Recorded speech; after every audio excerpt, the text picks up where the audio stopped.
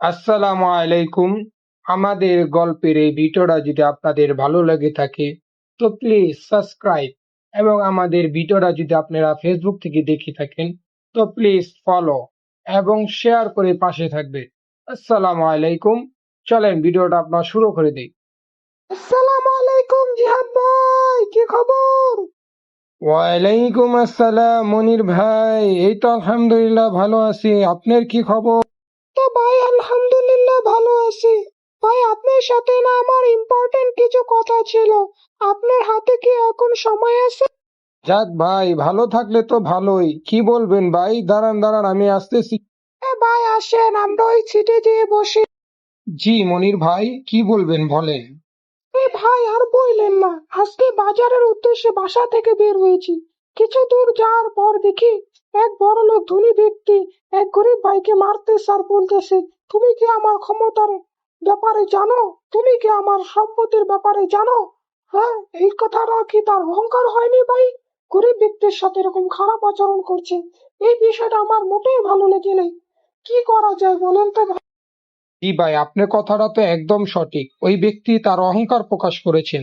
আল্লাহর রাসূল বলেছেন, যে ব্যক্তি অহংকার করবে আল্লাহ তাআলা তাকে জাহান্নামে নিক্ষেপ করবেন।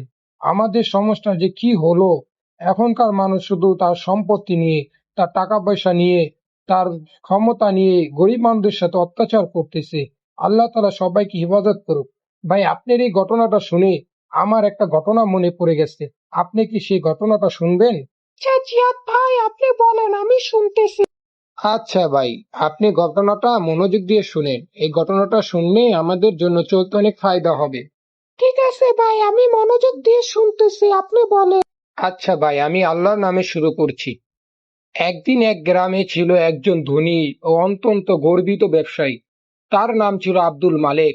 তার সম্পত্তি ও ক্ষমতার অহংকার তাকে অন্যদের থেকে আলাদা করেছিল।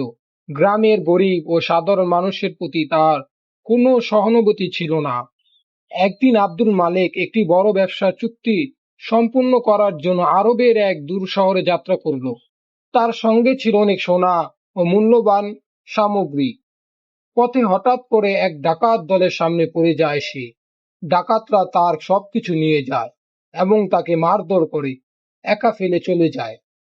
আব্দুল মালেক কিছুক্ষণ পর নিজেকে এক মরুভূমিতে একা আবিষ্কার করে। কোনো খাবার বা কোনো পানি ছিল না তার সাথে। ধীরে ধীরে তার অহংকার ভেঙে পড়ল এবং সে আল্লাহর কাছে সাহায্যের জন্য প্রার্থনা করতে শুরু করল। হে আল্লাহ, আমি তোমার কাছে সাহায্য চাই। আমি আমার ভুল বুঝতে পেরেছি। তুমি আমার গর্ব ভেঙে দিয়েছ। আমাকে ক্ষমা করো এবং আমাকে পথ দেখাও। আল্লাহ তাআলা তার প্রার্থনা কবুল করলেন। একজন বেদুন পথিক তার কাছে এসে পৌঁছালো। বেদুন তাকে পানি ও খাবার দিল এবং তার তাঁবুতে নিয়ে গেল। সেখানে আব্দুল মালেককে সেবা করা হলো এবং তার শারীরিক স্বাস্থ্যতা ধীরে ধীরে ভালোর দিকে যেতে লাগলো।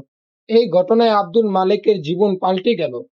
সে উপলব্ধি করলো, সম্পত্তি ও ক্ষমতা কেবলমাত্র আল্লাহর ইচ্ছায় পাওয়া যায় এবং তা কখনোই মানুষের অহংকারের কারণ হতে পারে না। সে গ্রামের ফিরে এই পথে গ্রামে গরিব অসহায় মানুষদের সাহায্য করার প্রতিজ্ঞা করল। গ্রামে ফিরে আসার পর আব্দুল মালেক তার সম্পত্তির বেশিরভাগ অংশ দান করে দিল গরিবদের মধ্যে। সে মসজিদ নির্মাণ করলো এবং গ্রামের মানুষের জন্য একটি পানির কূপ খনন করলো। গ্রামের মানুষ তাকে নতুন চোখে দেখতে শুরু করলো। তার এই পরিবর্তন ও মানবতার প্রতি ভালোবাসা দেখে সবাই তাকে শ্রদ্ধা করতে লাগলো। আব্দুল মালেক তার জীবনের শেষ দিনগুলো আল্লাহর পথে চলার এবং মানুষের সেবা করার মাধ্যমে কাটিয়ে দিল।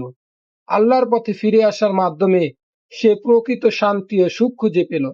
এই গল্পটা দ্বারা ভাই, আপনি কি বুঝতে পারলেন? জিয়াদ ভাই, এই গল্প দ্বারা বুঝতে পারলাম যে অহংকার শুধু আল্লাহ তাআলার চাদর। আল্লাহ তাআলা কোনো বান্দা যদি অহংকার করে, তাহলে আল্লাহ তাআলা তাকে ছেড়ে দিবেন না। আল্লাহ তাআলা তাকে জাহান্নামে নিক্ষেপ করবেন। আর বোঝা গেল যে আল্লাহ তাআলা সবকিছুর মালিক। আল্লাহ তাআলা যাকে খুশি তাকে সম্পদ দান করতে পারেন। আল্লাহ তাআলা যাকে খুশি তার থেকে সম্পদ ছিনিয়ে নিতে পারেন। তো ভাই, আমরা সব সময় এই অহংকার থেকে সতর্ক থাকবো। মনির ভাই, আপনি একদম ঠিক বলেছেন। আমরা সবসময় আল্লাহ তাআলার কাছে এই দোয়াই করব যে আল্লাহ তাআলা আমাদের ভিতরে যেন কোনো অহংকার না দেয়। আমিন। আল্লাহ তাআলা যেন আমাদেরকে একটা অহংকার মুক্ত জীবন দান করেন, এবং যারা আমাদের ভিডিওটা দেখছেন, আল্লাহ তাআলা যেন তাদেরকে অহংকার মুক্ত একটা জীবন দান করেন। আমিন।